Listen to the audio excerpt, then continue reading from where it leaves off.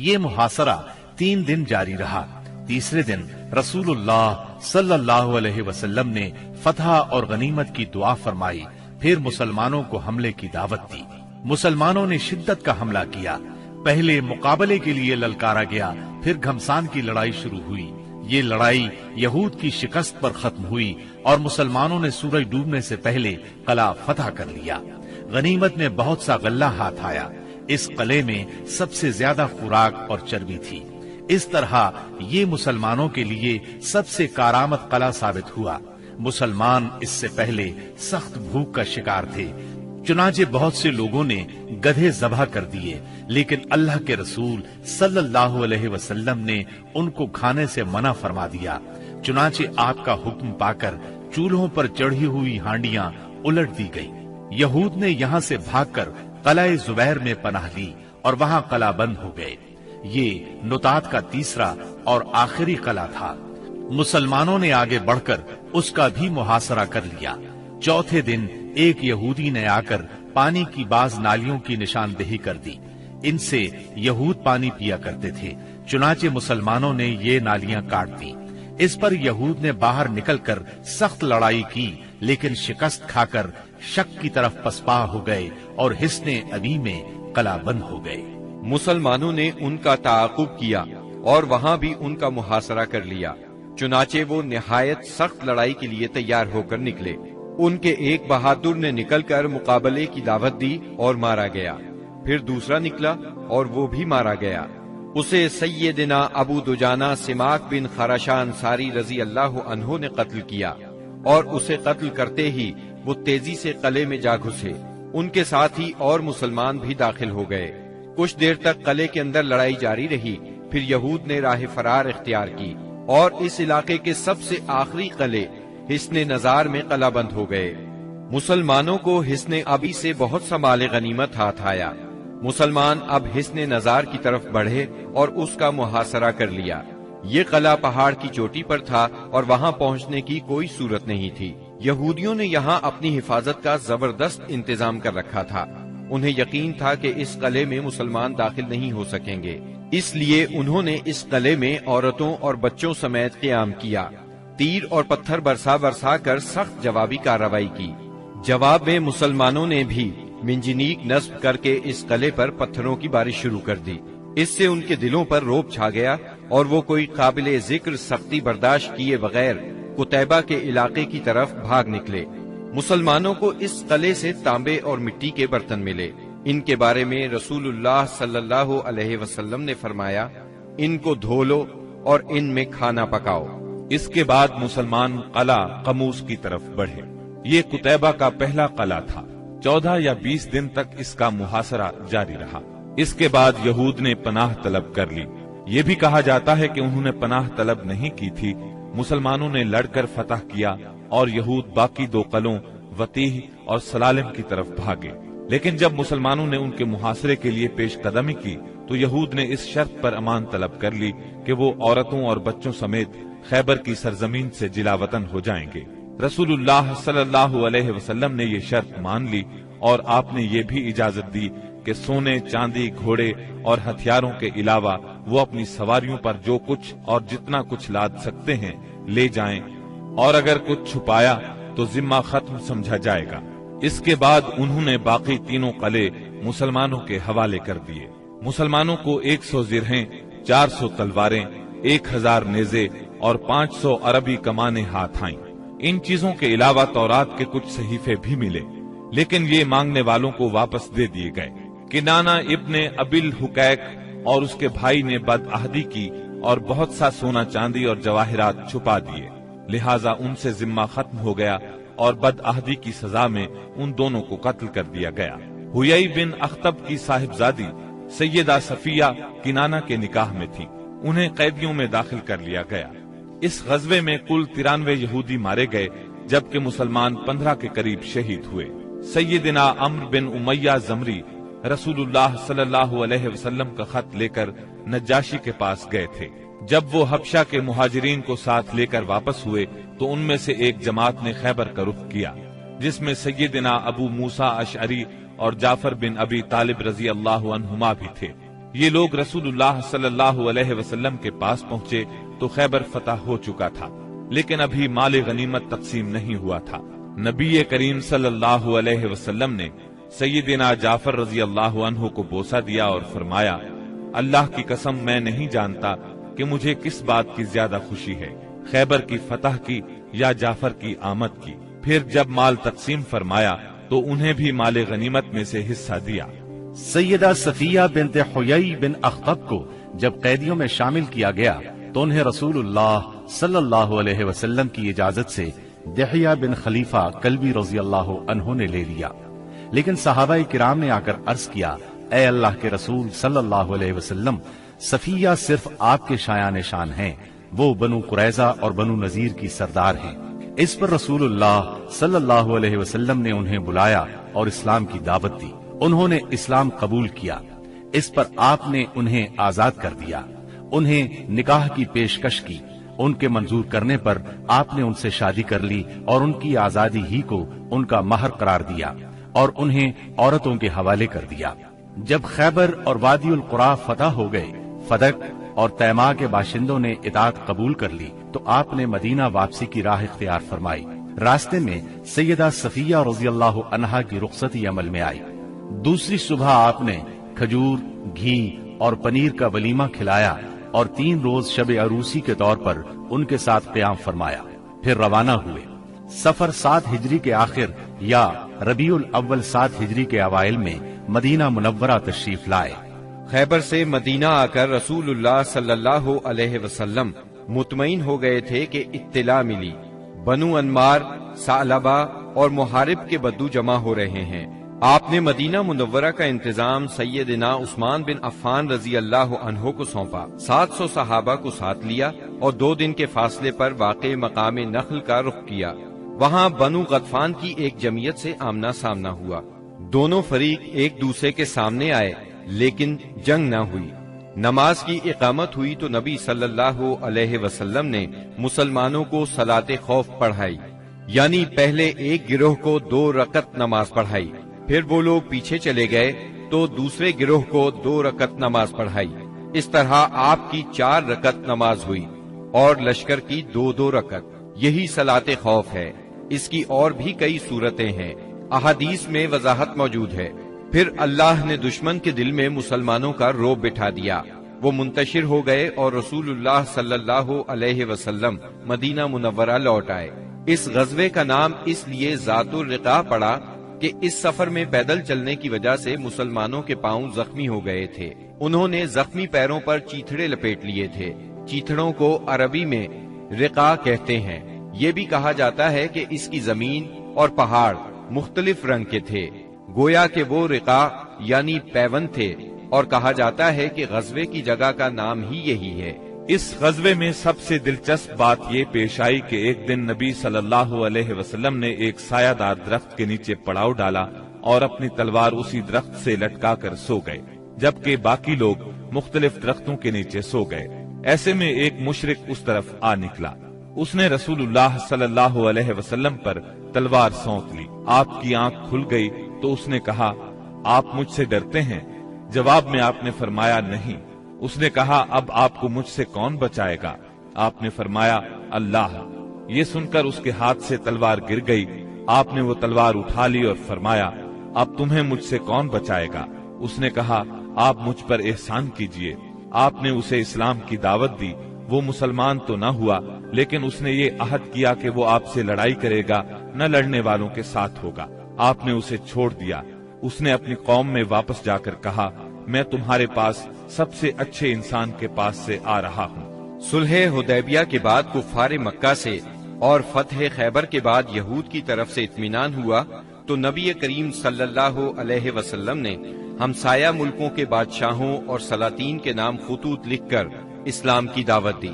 آپ نے روم کے بادشاہ قیصر، مصر کے شاہ مقوقس، شام کے غسانی بادشاہ حارث بن ابی شمر، یمامہ کے حاکم حوزہ اور عمان کے حاکم کے پاس اپنے سفیروں کے ذریعے سے دعوتی خطوط ارسال فرمائے۔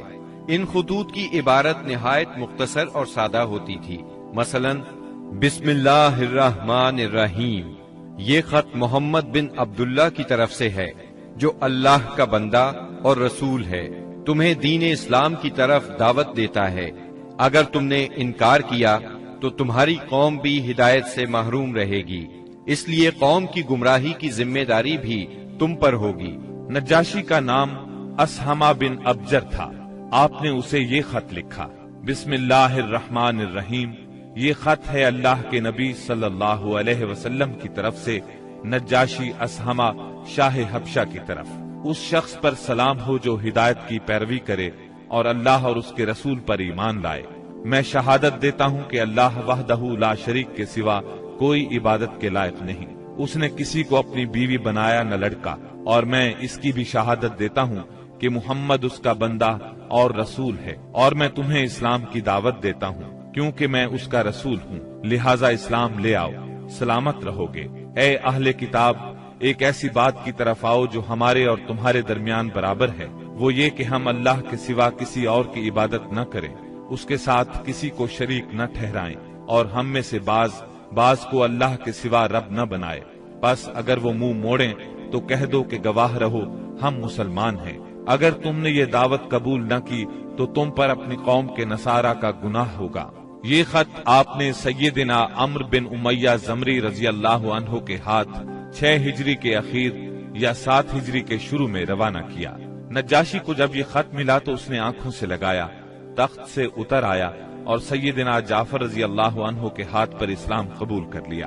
نبی صلی اللہ علیہ وسلم کو اپنی بیعت کے متعلق خط لکھا اور ام المؤمنین ام حبیبہ بنت ابی سفیان رضی اللہ عنہا کی شادی نبی صلی اللہ علیہ وسلم سے کر دی اور انہیں اپنی طرف سے 400 دینار مہر دیا۔ پھر انہیں اور مہاجرین حبشہ کو عمرو بن امیہ زمری کے ساتھ 2 کشتیوں میں روانہ کیا۔ وہ انہیں لے کر اس وقت پہنچے جب خیبر فتح ہو چکا تھا اور آپ ابھی وہیں تھے۔ اس نجاشی نے رجب 9 ہجری میں وفات پائی۔ نبی صلی اللہ علیہ وسلم نے اسی روز ان کی وفات کی اطلاع صحابہ کرام رضی اللہ عنہم کو دی اور ان کی غائبانہ نماز جنازہ پڑھی۔ مقوقس شاہ اسکندریہ اور مصر کے نام آپ نے جو خط لکھا اس کے الفاظ یہ ہیں، بسم اللہ الرحمن الرحیم، اللہ کے بندے اور اس کے رسول محمد صلی اللہ علیہ وسلم کی طرف سے مقوقس سربراہ قبط کی جانب، اس پر سلام جو ہدایت کی پیروی کرے۔ اما بعد، میں تمہیں اسلام کی دعوت دیتا ہوں، اسلام لے آؤ، سلامت رہو گے۔ اسلام لے آؤ، اللہ تمہیں دوہرا اجر دے گا، لیکن اگر تم نے منہ موڑا تو تم پر اہل قبط کا بھی گناہ ہوگا۔ اور اے اہل کتاب، ایسی بات کی طرف آؤ جو ہمارے اور تمہارے درمیان برابر ہے، وہ یہ کہ ہم اللہ کے سوا کسی کی عبادت نہ کریں اور اس کے ساتھ کسی کو شریک نہ ٹھہرائیں، اور ہم میں سے بعض کو اللہ کے سوا رب نہ بنائے۔ پس اگر وہ منہ موڑیں تو کہہ دو تم گواہ رہو کہ ہم مسلمان ہیں۔ یہ خط آپ نے حاطب بن ابی بلتع رضی اللہ عنہ کے ہاتھ بھیجا۔ انہوں نے مقوقس سے گفتگو کی، اسے خط دیا۔ مقوقس نے ان کی عزت افزائی کی اور خط کو ہاتھی دانت کے ڈبے میں رکھ کر اس پر مہر لگائی اور اسے محفوظ کر لیا، اور نبی صلی اللہ علیہ وسلم کو جواب لکھا اور اس میں اقرار کیا کہ ایک نبی باقی رہ گئے ہیں اور میں سمجھتا تھا وہ ملک شام سے نکلیں گے، بس اس نے یہ جواب دیا مسلمان نہیں ہوا۔ تحفے میں سیدہ ماریہ اور سیدہ سیرین رضی اللہ عنہما 2 لونڈیاں بھیجی۔ ان دونوں کا قبط میں بہت مقام تھا۔ کچھ کپڑے اور ایک خچر بھی ہدیے کے طور پر بھیجے۔ اس خچر کا نام دلدل تھا۔ نبی صلی اللہ علیہ وسلم نے ماریہ کو اپنے لیے منتخب فرمایا اور سیرین کو سیدنا حسان بن ثابت رضی اللہ عنہ کے لیے ہبہ کر دیا۔ خچر کو بھی آپ نے اپنی سواری کے لیے پسند فرمایا۔ آپ نے ایک خط شاہ فارس خسرو پرویز کے نام لکھا۔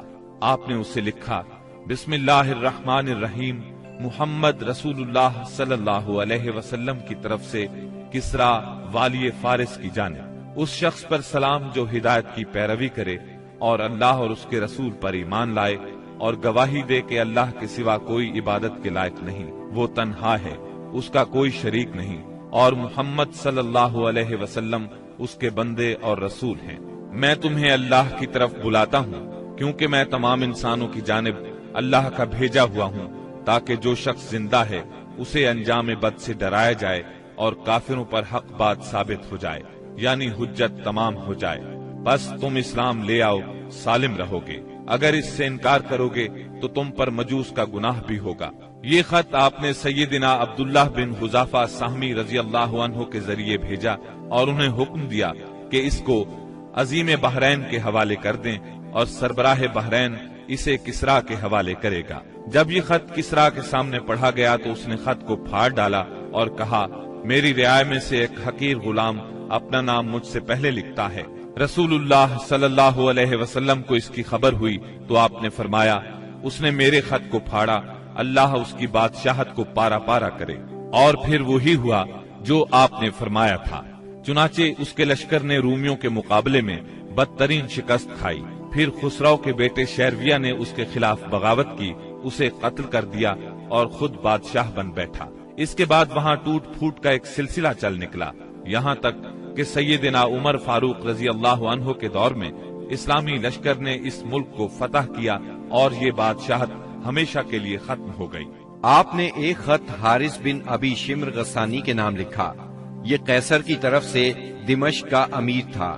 اس کے نام آپ نے جو خط لکھا وہ یہ تھا، بسم اللہ الرحمن الرحیم، محمد رسول اللہ صلی اللہ علیہ وسلم کی طرف سے حارث بن ابی شمر کی طرف، اس پر سلام جو ہدایت کی پیروی کرے اور اللہ پر ایمان لائے اور تصدیق کرے۔ میں تجھے دعوت دیتا ہوں کہ اللہ وحدہ لا شریک پر ایمان لیا، تیرے لیے تیرا ملک باقی رہے گا۔ آپ نے یہ خط قبیلہ اسد بن خزیمہ سے تعلق رکھنے والے ایک صحابی شجاع بن وہب اسدی رضی اللہ عنہ کے ہاتھ بھیجا۔ حارث کو خط ملا، پڑھ کر بولا، کون ہے جو مجھ سے میرا ملک چھینے گا؟ اس کے بعد اس نے مسلمانوں سے جنگ کی تیاری شروع کر دی اور شجاع بن وہب اسدی رضی اللہ عنہ سے کہا، جو کچھ دیکھ رہے ہو اپنے صاحب کو اس کی خبر کر دینا۔ پھر اس نے قیصر سے جنگ کی اجازت چاہی، مگر قیصر نے اسے اس ارادے سے باز رکھا۔ تب اس نے شجاع بن وہب کو تحائف دے کر رخصت کیا اور رخصت کرتے وقت اچھا سلوک کیا۔ آپ نے ایک خط بصرہ کے امیر کے نام لکھا، اسے اسلام کی دعوت دی اور سیدنا حارث بن عمیر ازدی رضی اللہ عنہ کے ہاتھ روانہ فرمایا۔ سیدنا حارث جنوبی اردن کے علاقے بلقا کے ایک مقام موتا میں پہنچے تو شرابیل بن عمرو غسانی نے ان کا سامنا کیا اور انہیں شہید کر دیا۔ قاصدوں کے سلسلے میں یہ سب سے سخت ظالمانہ قدم تھا۔ ان کے سوا نبی صلی اللہ علیہ وسلم کا کوئی قاصد قتل نہیں کیا گیا۔ آپ نے اس پر سخت غم و غصے کا اظہار فرمایا اور یہی واقعہ بعد میں غزوہ موتا کا سبب بنا، اس کا ذکر آگے آئے گا۔ جب ذیقات کا چاند طلوع ہو گیا تو نبی صلی اللہ علیہ وسلم نے صحابہ کرام رضی اللہ عنہم کو حکم دیا کہ اپنے عمرے کی قضاء کے طور پر عمرہ کریں اور کوئی بھی آدمی حدیبیہ میں حاضر تھا پیچھے نہ رہے۔ چنانچہ اس مدت میں جو لوگ شہید ہو چکے تھے انہیں چھوڑ کر بقیہ سب لوگ روانہ ہوئے اور اہل حدیبیہ کے سوا کچھ اور لوگ بھی عمرہ کرنے کے لیے ہمراہ نکلے۔ اس طرح تعداد 2000 ہو گئی۔ رسول اللہ صلی اللہ علیہ وسلم نے اس موقع پر ابو رحم غفاری رضی اللہ عنہ کو مدینے میں اپنا جانشین مقرر کیا، 60 اونٹ ساتھ لیے اور ناجیہ بن جندب اسلمی کو ان کی دیکھ بھال کا کام سونپا۔ رسول اللہ صلی اللہ علیہ وسلم مکے میں داخلے کے وقت اپنی قصوہ نامی اونٹنی پر سوار تھے۔ مسلمانوں نے تلواریں حمائل کر رکھی تھی اور رسول اللہ صلی اللہ علیہ وسلم کو گھیرے میں لیے ہوئے لبیک پکار رہے تھے۔ مشرکین جبکہ مسلمانوں کا تماشا دیکھنے کے لیے گھروں سے نکل کر کعبے کے شمال میں واقع قیقیان پہاڑ پر جا بیٹھے تھے، انہوں نے آپس میں باتیں کرتے ہوئے کہا تھا کہ تمہارے پاس ایک ایسی جماعت آ رہی ہے جسے یثرب کے بخار نے توڑ ڈالا ہے۔ اس لیے نبی صلی اللہ علیہ وسلم نے حکم دیا کہ وہ پہلے 3 پھیروں میں کندھوں کو ہلاتے ہوئے دوڑ کر چلیں تاکہ کفار کو معلوم ہو جائے مسلمان کمزور نہیں ہوئے۔ اس طرح چلنے کو رمل کہتے ہیں۔ یہ سنت آج تک قائم ہے اور قیامت تک قائم رہے گی۔ اہل مکہ نے اگرچہ معاہدے کی روح سے عمرے کی اجازت دے دی تھی، لیکن تھے وہ بہت طیش میں۔ روسائے قریش نے تو شہر کو خالی ہی کر دیا تھا اور کعبے کے شمال میں واقع پہاڑ قیقیان پر چلے گئے تھے۔ رسول اللہ صلی اللہ علیہ وسلم کو دیکھنے کے لیے مشرکین نے لائن لگا رکھی تھی آپ مسلسل لبیک پکار رہے تھے، یہاں تک کہ آپ نے چھڑی سے حجر اسود کو چھوا، پھر آپ نے طواف کیا اور صحابہ کرام نے بھی طواف کیا۔ اس وقت سیدنا عبداللہ بن رواحہ رضی اللہ عنہ تلوار حمائل کیے رسول اللہ صلی اللہ علیہ وسلم کے آگے آگے چل رہے تھے اور رجز کے یہ اشعار پڑھ رہے تھے: اے ابنائے کفار، ان کا راستہ چھوڑ دو، راستہ چھوڑ دو کہ ساری بھلائی اس کے پیغمبر ہی میں ہے۔ آج ہم اس کی تعویل پر تمہیں ماریں گے جیسے اس کی تنزیل پر تمہیں مار چکے ہیں، اور مار بھی ایسی ماریں گے کہ کھوپڑی اپنی جگہ سے چھٹک جائے گی اور دوست کو دوست سے بے خبر کر دے گی۔ اس طرح مکے میں آپ نے 3 دن قیام فرمایا، اور اس دوران میں سیدہ میمونہ بنت حارث ہلالیہ رضی اللہ عنہا سے شادی کی۔ وہ سید الشہداء سیدنا حمزہ رضی اللہ عنہ کی بیوی اور ابن عباس رضی اللہ عنہ کی خالہ تھی۔ انہیں جب شادی کا پیغام ملا تو انہوں نے اپنا معاملہ سیدنا عباس رضی اللہ عنہ کو سونپ دیا، کیونکہ سیدہ میمونہ کی بہن سیدہ ام الفضل انہی کی زوجیت میں تھی۔ سیدنا عباس نے نبی صلی اللہ علیہ وسلم سے ان کی شادی کر دی۔ 3 دن گزرنے کے بعد قریش نے پیغام بھیجا کہ معاہدے کی شرط پوری ہو چکی ہے، اب مسلمانوں کو چاہیے کہ مکہ سے چلے جائیں۔ آپ نے یہ پیغام ملتے ہی روانگی کا حکم صادر فرما دیا اور وعدے کے مطابق شہر خالی کر دیا۔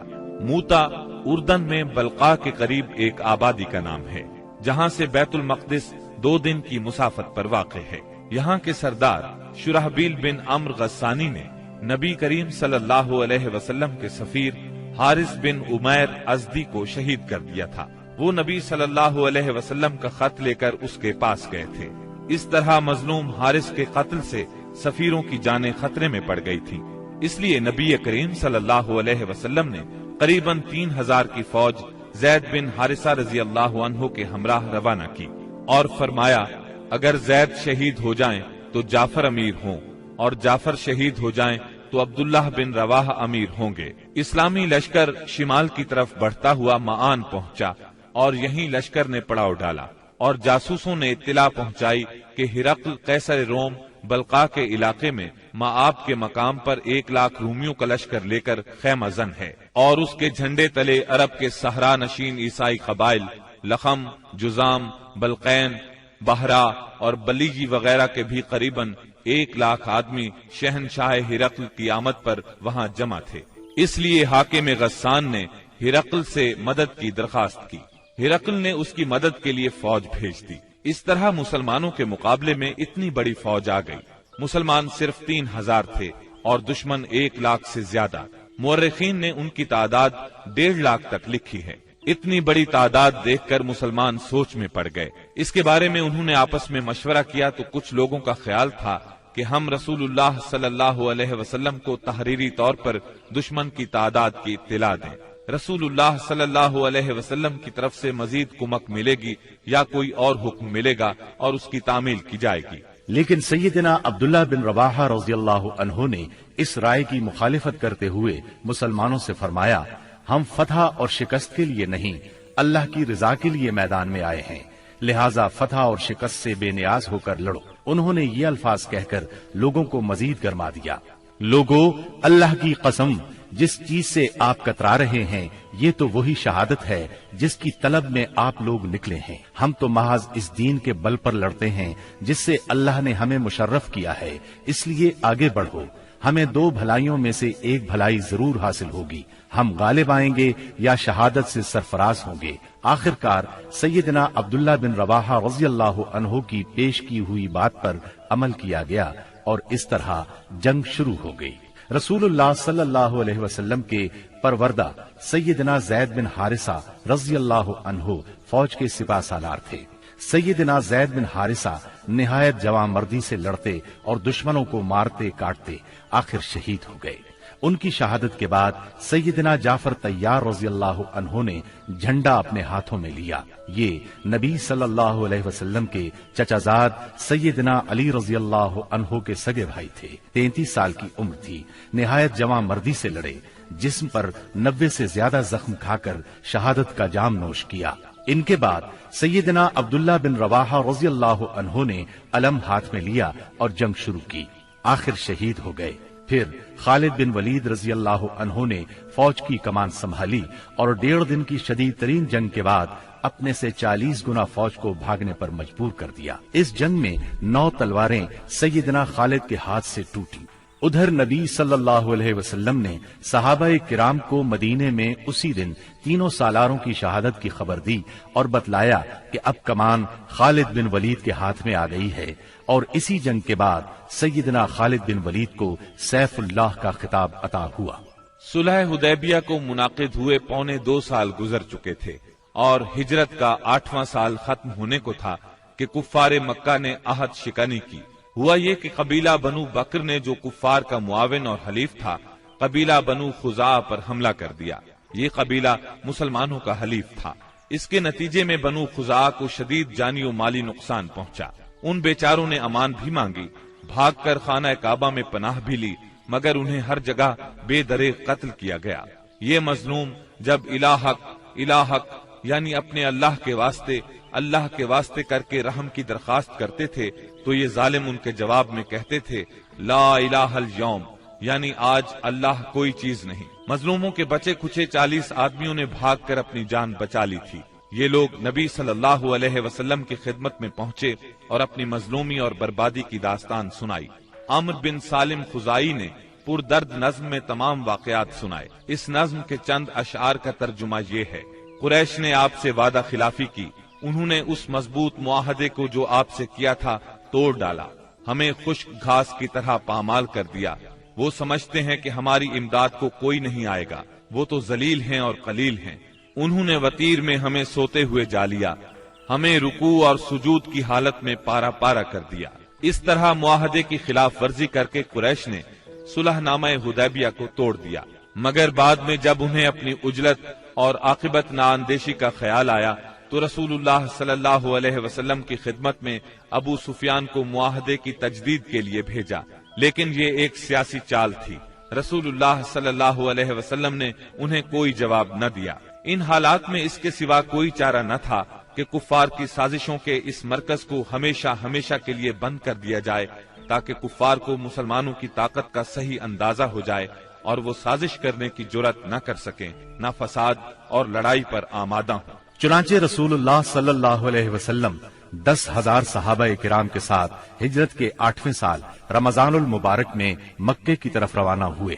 جب مکہ چند میل کے فاصلے پر رہ گیا تو آپ نے صحابہ کے ساتھ پڑاؤ کیا اور حکم دیا کہ سب لوگ الگ الگ آگ روشن کریں تاکہ کفار مکہ کو مسلمانوں کی کثرت تعداد کا اندازہ ہو سکے اور ناحق خون ریزی نہ ہو۔ یہ نہایت مناسب اور کارگر ترکیب تھی جو اللہ تعالیٰ نے اپنے نبی صلی اللہ علیہ وسلم کو سجھائی تھی۔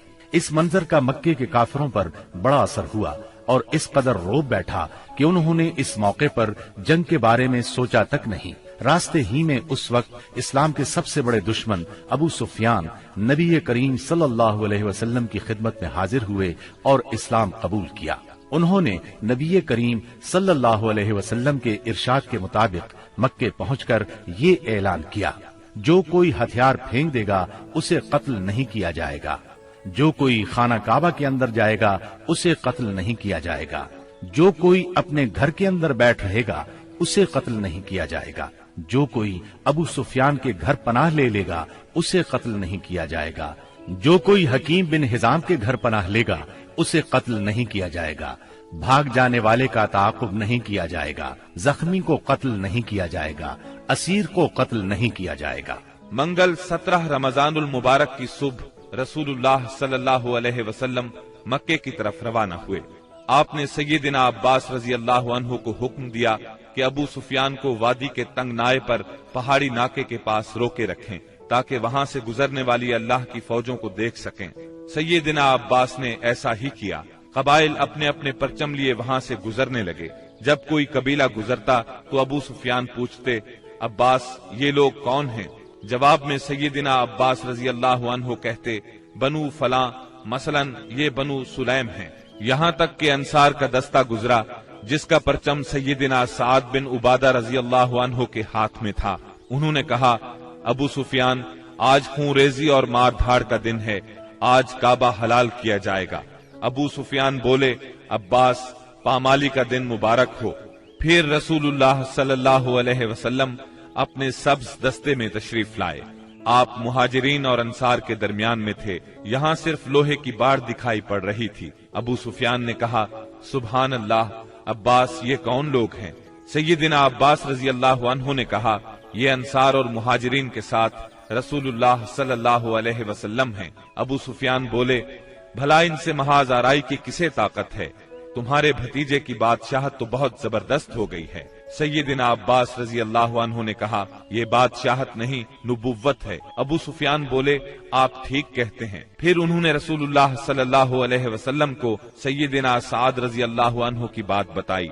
आपने फरमाया, साद ने गलत कहा, आज काबे की ताजीम का दिन है, आज काबे को गिलाफ पहनाया जाएगा। फिर आपने परचम सैयदिना साद रजी अल्लाह अन्हु के हाथ से लेकर उनके साहिबजादे कैस के हवाले कर दिया। जब रसूलुल्लाह सल्लल्लाहु अलैहि वसल्लम जी तुवा पहुँचे तो मैसरा के सालार सैयदिना खालिद बिन वलीद रजी अल्लाह अन्हु को हुक्म दिया कि वो कुदा के रास्ते मक्का में ज़ेरी हिस्से से दाखिल हों और कोई आड़े आए तो उसे काट कर रख दें, यहाँ तक कि सफा पर आपसे आ मिलें। नबी सल्लल्लाहु अलैहि वसल्लम ने मैमना के कायद और अलमबरदार सैयदना जुबैर को हुक्म दिया कि वो कुदा के रास्ते बालाई हिस्से में दाखिल हों और हजून में आपका परचम गाड़ दें। नीज रसूलुल्लाह सल्लल्लाहु अलैहि वसल्लम की आमद तक वहीं ठहरे रहें, जबकि प्यादा और बेहथियार लोगों के कायद सैयदना अबू उबैदा रजी अल्लाह अन्हु को हुक्म दिया कि वो बतने वादी का रास्ता पकड़ें और मक्के में रसूलुल्लाह सल्लल्लाहु अलैहि वसल्लम से आगे उतरें। इस मौके पर कुरैश ने कुछ औबाशों को खंदमा में जमा किया। कहा कि अगर उन्हें कुछ कामयाबी हुई तो उनके साथ रहेंगे, वरना जो कुछ मुतालबा किया जाएगा मंजूर कर लेंगे।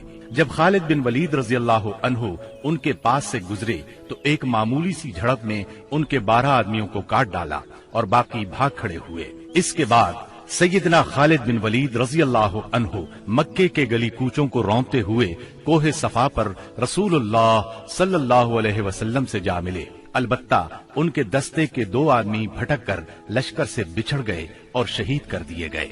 उधर सैयदना जुबैर रजी अल्लाह अन्हु ने हजून में मस्जिद फतह के पास झंडा गाड़ा और एक खैमा नस्ब किया। उसमें उम्मे सलमा और सैयदा मैमूना रजी अल्लाह अन्हुमा ने क़याम किया और वहीं ठहरी रहीं, यहाँ तक कि रसूलुल्लाह सल्लल्लाहु अलैहि वसल्लम तशरीफ ले आए। थोड़ी देर आराम फरमाया, फिर आगे बढ़े। उस वक्त अबू बकर सिद्दीक रजी अल्लाह अन्हु आपके साथ थे और बातें कर रहे थे। फिर आप सूरह फतह की तिलावत करते हुए मुहाजिरीन और अंसार के जिलों में मस्जिद हराम के अंदर दाखिल हुए। हजर अस्वद को चूमा, बैतुल्लाह का तवाफ किया। आप हालत इहराम में नहीं थे। उस वक्त बैतुल्लाह के गिर्द 360 बुत थे। आप सल्लल्लाहु अलैहि वसल्लम एक लकड़ी से उन बुतों को कचोके लगाते जा रहे थे और फरमाते जाते थे, हक आ गया और बातिल चला गया, यकीनन बातिल जाने ही वाला है। हक आ गया और बातिल की चलत फिरत खत्म हो गई। आप बुतों को हल्की सी जरब लगाते जा रहे थे और बुत गिरते जा रहे थे। जब आप तवाफ से फारिग हो गए तो सैयदना उस्मान बिन तलहा रजी अल्लाह अन्हु को बुलाकर उनसे काबे की चाबी ली और उसको खोलने का हुक्म दिया। फिर उसमें जो बुत थे उन्हें निकलवा कर तुड़वा दिया, जो तस्वीर थी उन्हें मिटवा दिया। इसके बाद आप सैयदना उसामा बिन जैद और सैयदना बिलाल रजी अल्लाह अन्हुम के साथ अंदर दाखिल हुए और दरवाजा बंद कर लिया। फिर दरवाजे के मुकाबिल की दीवार के रुख से 3 हाथ के फासले पर खड़े हुए अपने बाएं 1 सुतून, दाएं 2 सुतून और पीछे 3 सुतून किए और 2 रकत नमाज पढ़ी। फिर बैतुल्लाह में घूमकर उसके अतराफ में अल्लाह की तकबीर और तौहीद के अल्फाज कहे। इसके बाद आपने दरवाजा खोला। कुरैश मस्जिद हराम में सफ़ें लगाते खचाखच भरे थे। आपने दरवाजे के दोनों बाजू पकड़कर एक बलीग खुतबा दिया जिसमें इस्लाम के बहुत से अहकाम बयान फरमाए, जाहिलियत के उमूर को साकित किया और उसकी नखवत के खात्मे का ऐलान किया। फिर फरमाया, कुरैश के लोगों, तुम्हारा क्या ख्याल है, मैं तुम्हारे साथ क्या सलूक करने वाला हूँ? उन्होंने जवाब दिया, आप करीम भाई हैं और करीम भाई के साहिबजादे हैं। आपने इरशाद फरमाया, ला तस्रीब अलैकुमुल यौम इज़हबू फअंतुमुत तुलका। आज के दिन तुम पर कोई सरजनिश नहीं, जाओ तुम सब आजाद हो। फिर नीचे तशरीफ लाए और मस्जिद हराम में तशरीफ फरमा हुए। चाबी सैयदना उस्मान बिन तलहा रजी अल्लाह अन्हु को वापस की और फरमाया, इसको हमेशा हमेशा के लिए ले लो, तुम लोगों से इसे वही छीनेगा जो जालिम होगा। नबुव्वत के इब्तिदाई दिनों में एक मर्तबा नबी अकरम सल्लल्लाहु अलैहि वसल्लम ने इन्हीं उस्मान से फरमाया था कि बैतुल्लाह का दरवाजा खोल दो। उन्होंने इनकार किया था।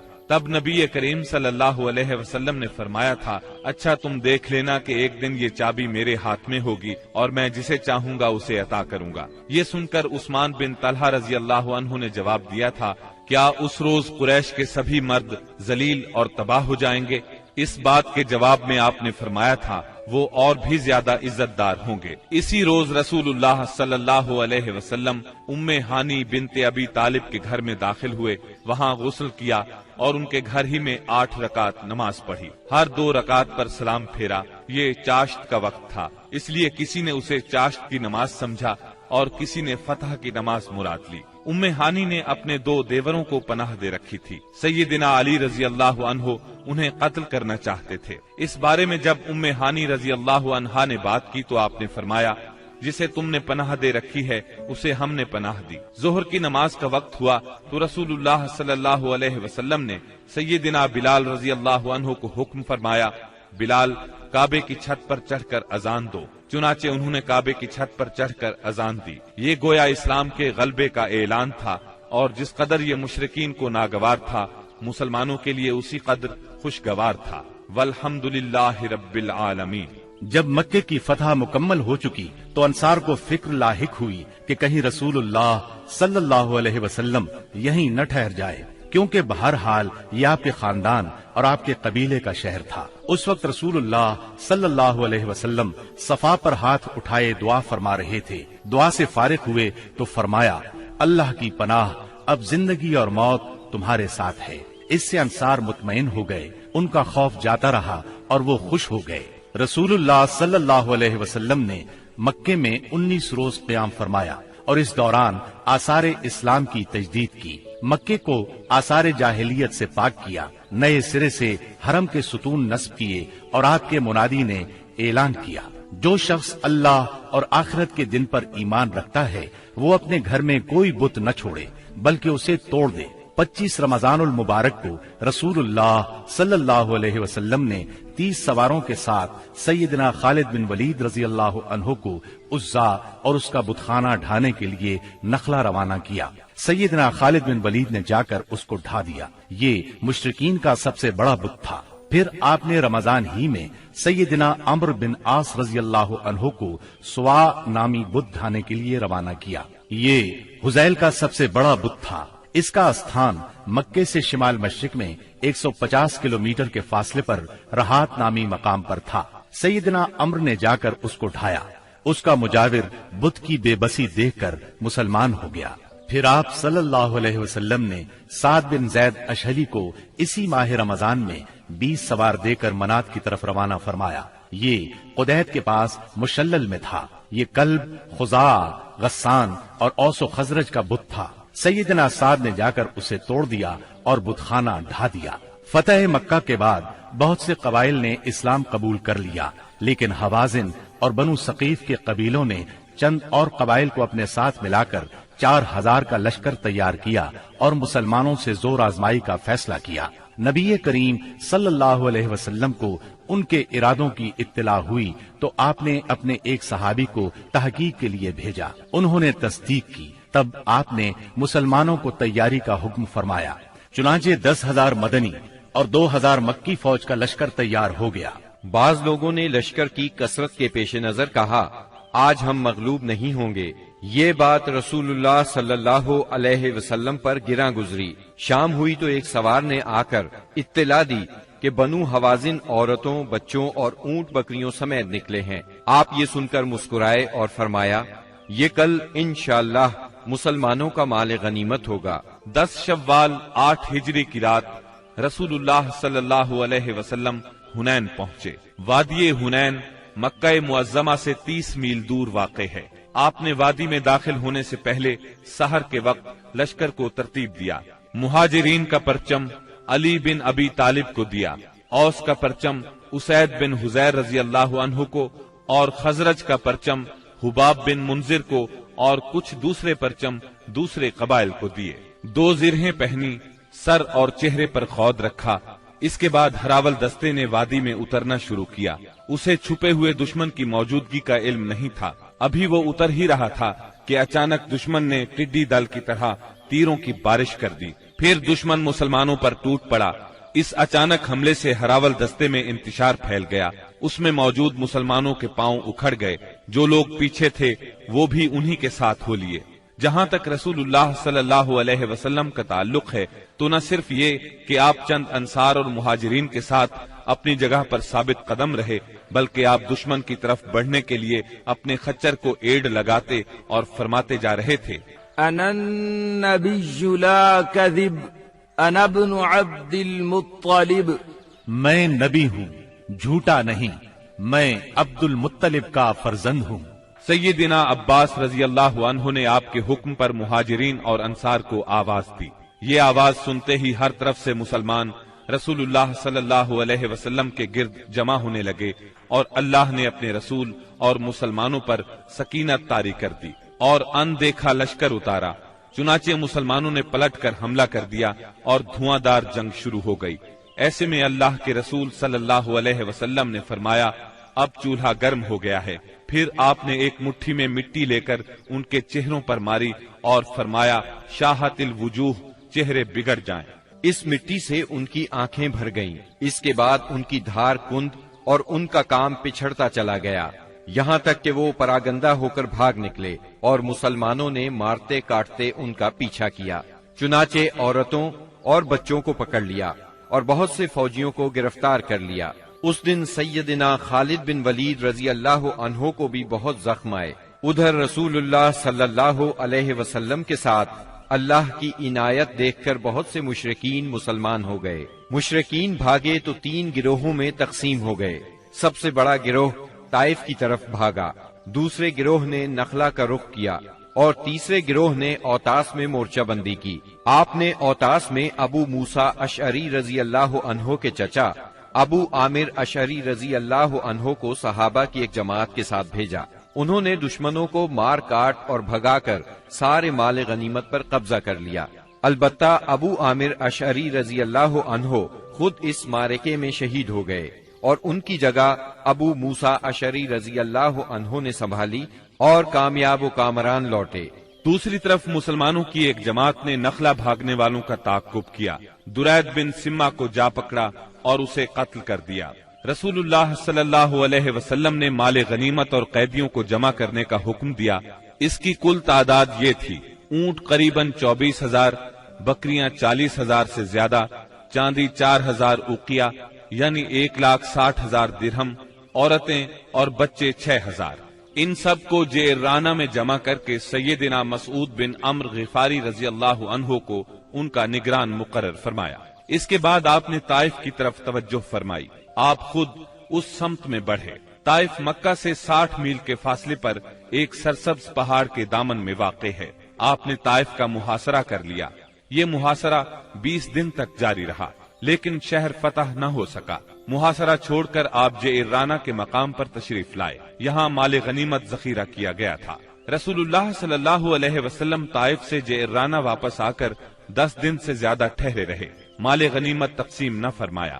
آپ کو انتظار تھا کہ حوازن توبہ کر کے آ جائیں اور اپنے مال اور قیدی واپس لے جائیں، لیکن جب وہ نہ آئے تو آپ نے مال غنیمت میں سے خمس یعنی 5واں حصہ نکالا اور تالیف قلب کے لیے کمزور اسلام والوں کو عطا فرمایا۔ کچھ ایسے لوگوں کو بھی دیا جو ابھی تک مسلمان نہیں ہوئے تھے، تاکہ ان کی نظروں میں اسلام محبوب ہو جائے۔ انصار کو رسول اللہ صلی اللہ علیہ وسلم کے اس فعل پر حیرت ہوئی کہ آپ نے تالیف قلوب کی خاطر اندازے سے بڑھ کر عطیے دیے اور انصار کو کچھ نہ دیا۔ چنانچہ بعض انصار نے کہا، یہ کیسی تعجب کی بات ہے کہ آپ قریش کو دے رہے ہیں اور ہمیں چھوڑ رہے ہیں، حالانکہ ہماری تلواروں سے ان کا خون ٹپک رہا ہے۔ یہ بات انصار کے رئیس سیدنا سعد بن عبادہ رضی اللہ عنہ نے آپ تک پہنچائی۔ آپ نے صرف انصار کو جمع فرمایا۔ اللہ کی حمد و ثنا کی، پھر اللہ نے آپ پر جو احسان کیا تھا اس کا ذکر کیا۔ اس کے بعد فرمایا، انصار کے لوگوں، تم اپنے جی میں دنیا کی ایک حقیر سی گھاس کے لیے ناراض ہو گئے۔ اس کے ذریعے سے میں نے لوگوں کا دل جوڑا تھا تاکہ وہ مسلمان ہو جائیں، اور تمہیں تمہارے اسلام کے حوالے کر دیا تھا۔ اے انصار، کیا تم اس سے راضی نہیں کہ لوگ اونٹ بکریاں لے جائیں اور تم رسول اللہ صلی اللہ علیہ وسلم کو لے کر اپنے ڈیروں پر جاؤ؟ اس ذات کی قسم جس کے ہاتھ میں محمد کی جان ہے، اگر ہجرت نہ ہوتی تو میں بھی انصار کا ایک فرد ہوتا، اور اگر سارے لوگ ایک راہ چلیں اور انصار دوسری راہ تو میں بھی انصار ہی کی راہ چلوں گا۔ اے اللہ، انصار پر رحم فرما، انصار کے بیٹوں پر رحم فرما اور انصار کے پوتوں پر رحم فرما۔ اس پر لوگ اس قدر روئے کہ داڑھیاں تر ہو گئیں اور کہنے لگے، ہم راضی ہیں کہ ہمارے حصے اور نصیب میں رسول اللہ صلی اللہ علیہ وسلم ہوں۔ اس کے بعد رسول اللہ صلی اللہ علیہ وسلم واپس آ گئے اور انصار بھی واپس ہو گئے۔ بنی سعد کے ایک سردار زہیر نے آگے بڑھ کر عرض کیا، بنی سعد سے آپ کا رضاعت یعنی دودھ کا رشتہ ہے اور وہ آپ سے مہربانی کی امید رکھتے ہیں۔ اس پر آپ نے عبد المطلب کی اولاد کے حصے کے غلام اور باندیاں آزاد کر دی۔ جب مسلمانوں کو اس کا علم ہوا تو انہوں نے بھی ایسا ہی کیا۔ اس طرح 6000 قیدیوں کو رہائی مل گئی۔ مال غنیمت کی تقسیم سے فارغ ہو کر رسول اللہ صلی اللہ علیہ وسلم نے عمرے کا احرام باندھا۔ یہی عمرہ جعرانہ ہے۔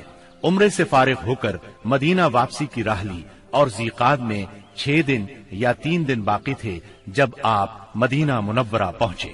محرم 9 ہجری میں مدینہ منورہ خبر پہنچی کہ بنو تمیم قبائل کو جزیہ نہ دینے پر اکسا رہے ہیں۔ رسول اللہ صلی اللہ علیہ وسلم نے عیینہ بن حصن فزاری کی قیادت میں 50 سواروں کا ایک دستہ بھیجا۔ انہوں نے صحرا میں حملہ کر کے ان کے 11 آدمی، 21 عورتیں اور بچے گرفتار کر لیے اور انہیں مدینہ لے آئے۔ اس کے بعد بنو تمیم کے 10 سردار آئے اور شاعری اور خطابت کے مقابلے کی خواہش ظاہر کی۔ چنانچہ ان کے خطیب اتارد بن حاجب نے خطبہ دیا۔ اس کا جواب سیدنا ثابت بن قیس رضی اللہ عنہ نے دیا۔ پھر ان کے شاعر زبرقان بن بدر نے اشعار کہے۔ جواب میں سیدنا حسان بن ثابت رضی اللہ عنہ نے اپنے اشعار پیش کیے۔ انہوں نے اسلام کے خطیب اور شاعر کی فضیلت کا اعتراف کیا اور مسلمان ہو گئے۔ رسول اللہ صلی اللہ علیہ وسلم نے ان کے قیدی واپس کر دیے اور انہیں بہترین تحائف سے نوازا۔ رجب 9 ہجری میں نبی کریم صلی اللہ علیہ وسلم کو اطلاع ملی کہ ہرقل قیصر روم مسلمانوں کے خلاف جنگ کرنے کے لیے زبردست تیاریاں کر رہا ہے۔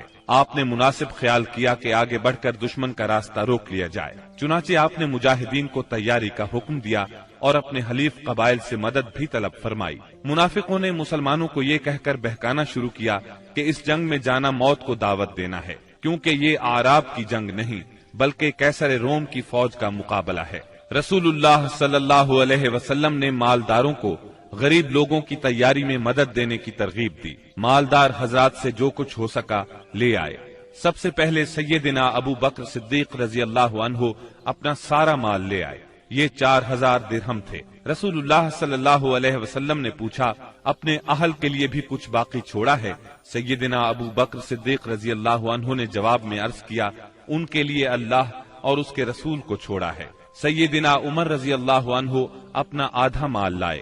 سیدنا عثمان بن عفان رضی اللہ عنہ کے متعلق کہا جاتا ہے کہ انہوں نے 10,000 دینار، پالان اور کجاوے سمیت 300 اونٹ اور 50 گھوڑے دیے۔ اس پر نبی کریم صلی اللہ علیہ وسلم نے ان کے بارے میں فرمایا، آج کے بعد عثمان جو بھی کریں انہیں نقصان نہیں ہوگا۔ اس کے بعد عثمان رضی اللہ عنہ نے پھر صدقہ کیا، پھر اور صدقہ کیا، یہاں تک کہ ان کے صدقے کی مقدار نقدی کے علاوہ 900 اونٹ اور 100 گھوڑے تک جا پہنچی۔ سیدنا عبد الرحمن بن عوف رضی اللہ عنہ 200 اوقیہ یعنی 8000 درہم کے برابر چاندی لائے۔ سیدنا عباس رضی اللہ عنہ بہت سا مال لائے۔ سیدنا طلحہ، साद बिन उबादा और मोहम्मद बिन मसलमा वगैरह भी माल लेकर आए। सैयदना आसिम बिन अदी रज़ियल्लाहु अन्हु 90 वस्क यानी 13,500 किलो खजूरें लाए। बाकी सहाबा ने भी अपनी अपनी बिसात के मुताबिक बढ़ चढ़कर सदकात की लाइन लगा दी। यहाँ तक कि औरतों ने भी अपने जेवरात उतार उतार कर आपकी खिदमत में भेज दिए। तंगदस्त सहाबा किराम आप सल्लल्लाहु अलैहि वसल्लम से सवारी तलब करने के लिए आए। आपने फरमाया, मैं कुछ नहीं पाता जिस पर आप लोगों को सवार करूं। वो इस हालत में वापस लौटे कि उनकी आंखें आंसू बहा रही थीं, इसलिए कि वो कुछ खर्च करने को भी न पा सके। चुनाचे उन हजरात को सैयदना अब्बास और सैयदना उस्मान रज़ियल्लाहु अन्हुमा ने तैयार किया। नबी करीम सल्लल्लाहु अलैहि वसल्लम ने मदीना मुनव्वरा का इंतजाम मोहम्मद बिन मसलमा को सौंपा। बाल बच्चों पर सैयदना अली रज़ियल्लाहु अन्हु को मुकर्रर फरमाया। खुद लश्कर लेकर तबूक की तरफ रवाना हुए। तबूक शाम की सरहद पर वाक़े है।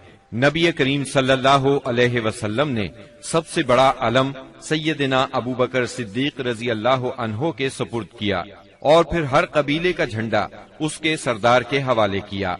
गरज इस्लाम का ये लश्कर 14 दिन में तबूक पहुंच गया।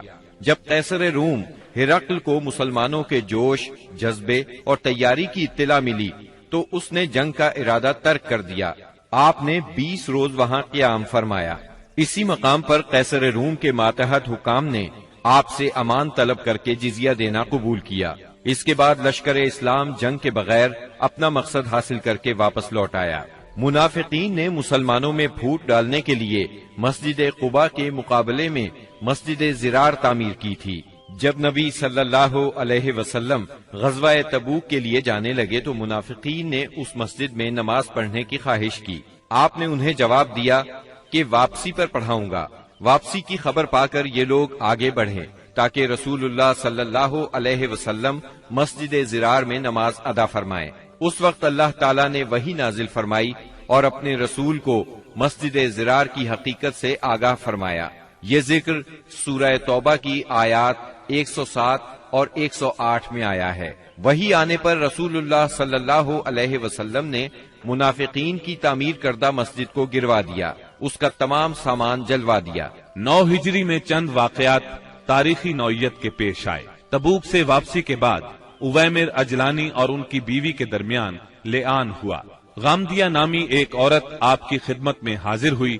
उसने बदकारी का इकरार किया। आपने उसे रजम करने का हुक्म फरमाया, लेकिन वो बच्चे की मां बनने वाली थी, लिहाजा बच्चे की पैदाइश के बाद रजम किया गया। असहमा नज्जाशी शाह हबशा ने वफात पाई और रसूलुल्लाह सल्लल्लाहु अलैहि वसल्लम ने उनकी गायबाना नमाज जनाजा अदा फरमाई। नबी सल्लल्लाहु अलैहि वसल्लम की साहिबजादी उम्मे कुलसूम रजी अल्लाह अन्हा की वफात हुई। उनकी वफात पर आपको सख्त गम हुआ और आपने सैयदना उस्मान रजी अल्लाह अन्हु से फरमाया, अगर मेरे यहाँ तीसरी बेटी होती तो उसकी शादी भी मैं तुमसे कर देता। तबूक से रसूलुल्लाह सल्लल्लाहु अलैहि वसल्लम की वापसी के बाद मुनाफिकीन के सरदार अब्दुल्लाह बिन उबई ने वफात पाई। रसूलुल्लाह सल्लल्लाहु अलैहि वसल्लम ने उसके लिए दुआए मगफिरत की। सैयदना उमर रजी अल्लाह अन्हु ने आपसे अर्ज किया, आप उसकी नमाज जनाजा न पढ़ें, लेकिन आपने नमाज पढ़ी। बाद में वही नाजिल हुई, उसमें सैयदना उमर रजी अल्लाह अन्हु की राय की ताईद नाजिल हुई। रसूलुल्लाह सल्लल्लाहु अलैहि वसल्लम और मुसलमानों को मुनाफिकीन की नमाज जनाजा पढ़ने से रोक दिया गया।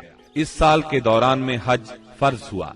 रसूलुल्लाह सल्लल्लाहु अलैहि वसल्लम ने 300 सहाबा किराम का एक काफिला हज के लिए रवाना फरमाया। सैयदना अबू बकर सिद्दीक रजी अल्लाह अन्हु को अमीर हज मुकर्रर किया और उन्हें हिदायत कर दी कि सबको हज का इस्लामी तरीका बताएं।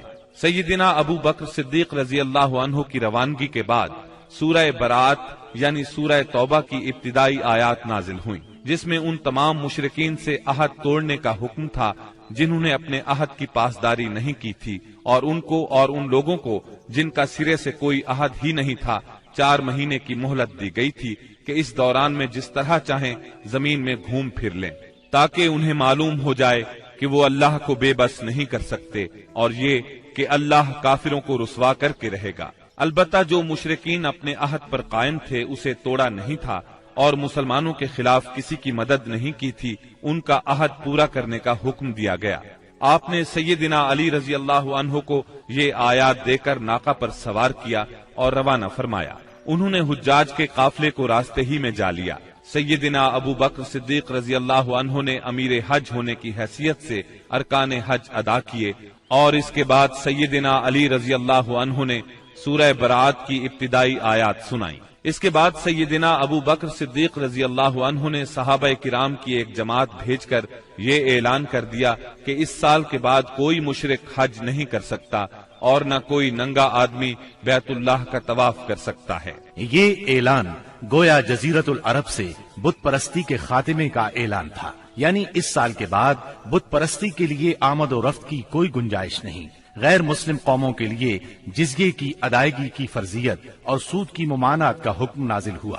رسول اللہ صلی اللہ علیہ وسلم جو ہی تبوک سے مدینے واپس آئے، وفود کی آمد کا سلسلہ شروع ہو گیا۔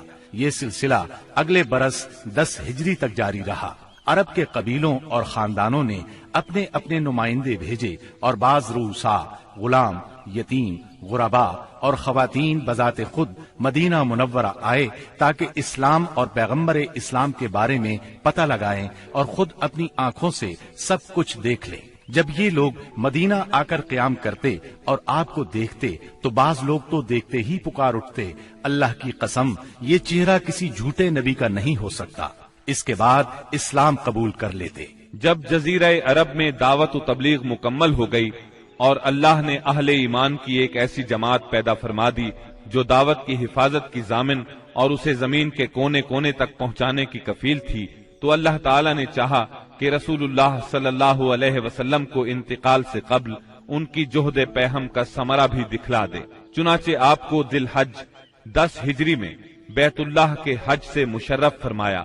آپ نے حج کا ارادہ فرمایا تو لوگوں میں اس کا اعلان کر دیا۔ آپ کا ارادہ حج سن کر تمام عرب ساتھ جانے کے لیے ٹوٹ پڑا۔ ہفتے کے دن 26 ذیقعد کو آپ نے کوچ کی تیاری فرمائی، بالوں میں کنگھی کی، تیل لگایا، تہبند پہنا، چادر اوڑھی اور ظہر کی نماز کے بعد مدینے سے چل پڑے اور عصر سے پہلے ذوالحلیفہ پہنچ گئے۔ وہاں پہنچ کر 2 رکعت نماز عصر پڑھی اور رات بھر خیمہ زن رہے۔ صبح ہوئی تو صحابہ کرام سے فرمایا، رات میرے پروردگار کی طرف سے ایک آنے والا آیا، اس نے کہا اس مبارک وادی میں نماز پڑھو اور کہو حج میں عمرہ ہے۔ اس کے بعد آپ صلی اللہ علیہ وسلم نے اپنا سفر جاری رکھا۔ ہفتہ بھر بعد مکے کے قریب پہنچے تو ذی طوا میں رات گزاری اور وہیں نماز فجر پڑھ کر غسل فرمایا، پھر مسجد حرام میں داخل ہوئے۔ یہ اتوار 4 ذی الحج کی صبح تھی۔ وہاں حجر اسود کو بوسہ دیا، بیت اللہ کا 7 مرتبہ طواف کیا۔ طواف کے بعد مقام ابراہیم پر نماز پڑھی اور دوبارہ حجر اسود کو بوسہ دیا۔ پھر کوہ صفا پر آئے، صفا اور مروہ کے درمیان سعی کی۔ اس کے بعد اعلان فرمایا، جس شخص کے ساتھ قربانی کا جانور نہ ہو وہ احرام کھول دے۔ 8 ذی الحج ترویہ کے دن آپ مکہ سے مینا تشریف لے گئے اور وہاں 9 ذی الحج کی صبح تک قیام فرمایا۔ ظہر، عصر، مغرب، عشاء اور فجر کی نمازیں وہیں پڑھیں، پھر اتنی دیر ٹھہرے کہ سورج طلوع ہو گیا۔ اس کے بعد عرفہ کو چل پڑے۔